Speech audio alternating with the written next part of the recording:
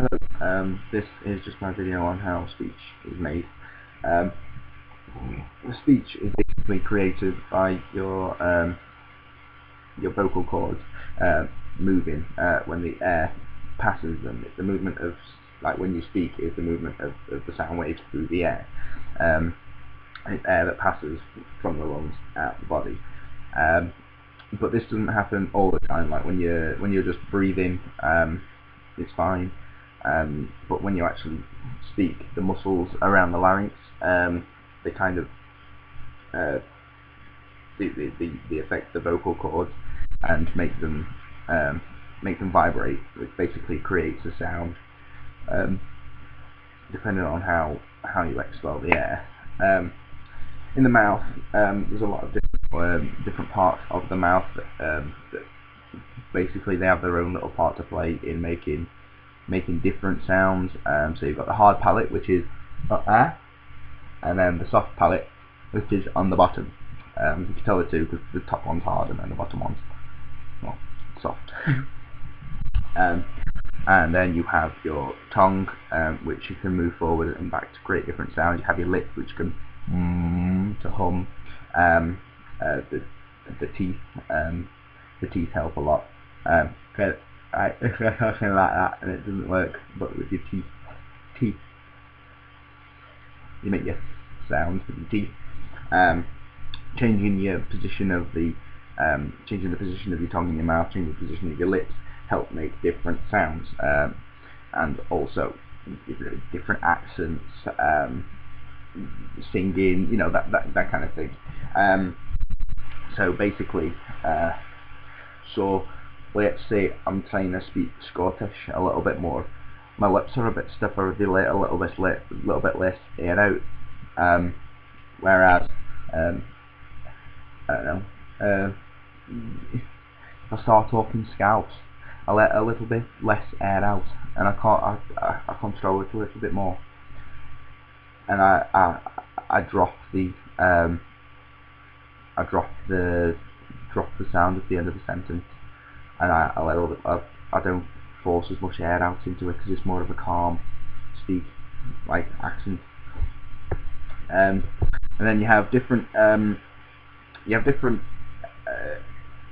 areas where the sound resonates, which is where you get the term head voice and chest voice. So your chest voice is really low, and then your head voice, I've got quite a sore throat, so you might not be able to. Oh yeah, head voice is up here. And you can do it, you can start from like really low, which is around here, and then it goes on. It goes up like that. Speaking in your normal is kind of midway through.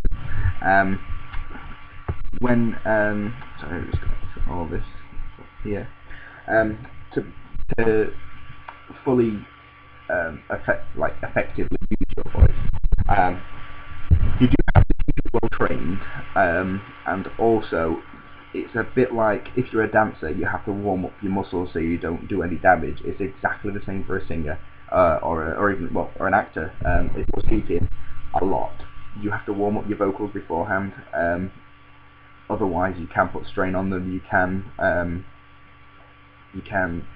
can damage them if you don't warm them up properly. I can remember one time, I was in a place called Epsom Downs, and I had to play this man named Lord Rack, and my voice was like this.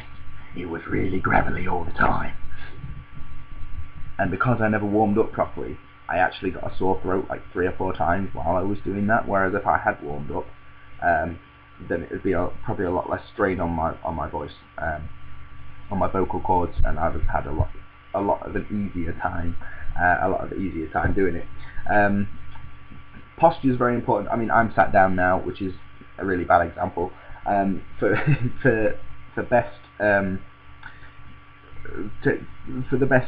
get the most out of your vocals, basically you would need to stand. Having a straight, upright posture is good, because then your lungs can expand to full capacity. Whereas if I'm sat down and I'm just a little bit slumped over,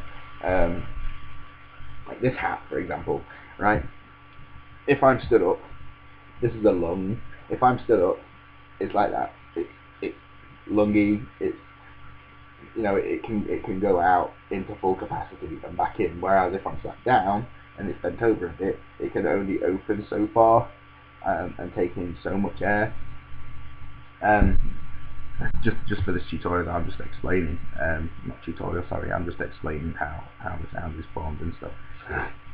But yeah, so in order to warm up and, you know, prepare the voice for either singing or acting or anything like that, you can do, there's a couple of techniques. I will do a video. I'll do a video on one, how to warm up the vocals, how to use the muscles around the mouth to hopefully, you know, warm up enough, and it makes it a lot easier to speak as well. Some really good warm-ups. I've done a video on this. Tongue twisters. They're quite good for getting your tongue to use your tongue in the correct way. And your body does. It's a bit like movement memory, muscle memory. Your body kind of remembers how to make them sounds if they do come up again, and then you can articulate your words a lot better. But over time, you know, the twisters, the tongue twisters, they do help, and it's something to take up if you do struggle with speech. Also, with the voice, a very big part is projection. Projection is a massive thing for an actor and a singer alike. Projection, if I was speaking like this, right, my projection is very good, you probably can't see me now. Well, you probably couldn't hear me that much then, because my projection is good. Whereas, in a theatre, you have to project your voice. There is thousands of people around, you know, well, if it's a theatre, for example, and your voice has to reach all the way to the top of them, exactly the same as it reaches these lot down in the front row. So if you're whispering, or not whispering, but if you've not got very good projection, all they'll be doing up in the top, in the rafters, they'll just be like, what?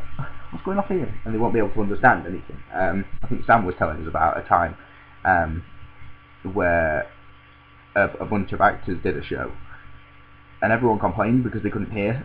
They couldn't hear a thing, the ones at the back. So projection is very good. It's how you use your diaphragm to force the words through the air. Like, I'm quite I've been doing it for a little while, so my projection it has got a lot better than it used to be. But this is another thing. You can use the breathing exercises I did for lung capacity and all that lot. The more you force, not the more you force the air out, but the more you control the air out at a good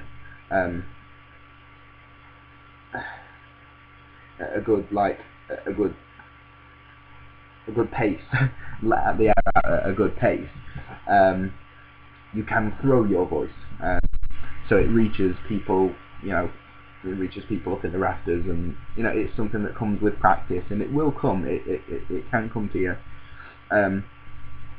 Just a quick brief recap of that. That is basically when you breathe in for 10, hold it for 10, breathe out for 10, and then dip again and again and again, and over time you can move up to breathe in for 12, hold it for 10, breathe out for 12, and then 14 and 16, and then, you know, over time your body gets used to it, which is really, really good.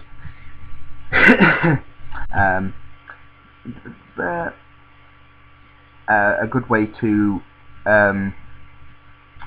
test projection is if, say, you have an open space, not just a small space like a bedroom, for example, but, you know, maybe a hall or somewhere, maybe just upstairs and downstairs. Projection, you can speak. Like, if I spoke in the living room and tried to project, the people could probably hear me upstairs. Whereas if I was just speaking in a normal tone, where I was just like, if this is just my normal speaking voice, like if I was speaking to my mum downstairs, or if I was speaking to my brothers, I would speak like this. But for the case of the video, my laptop's quite not very good at picking up sound, so I do have to project my voice quite a bit onto the laptop. But a good thing you can do is, if you've got a friend or a good recording device, I suppose, you could put it on the other side of a door, like upstairs, and then you say what you want to say, and then you listen to it back, or if it's a friend, they can tell you whether you heard them or not. And if they didn't hear you, then you can work on your breath control, you can work on your vocals in order to boost up your production and send it out a little bit more. Another really good way is basically it's a really good thing called the Alexander technique, but I will be doing another video on that, and that wraps up how the sound is made. Thank you for watching my video.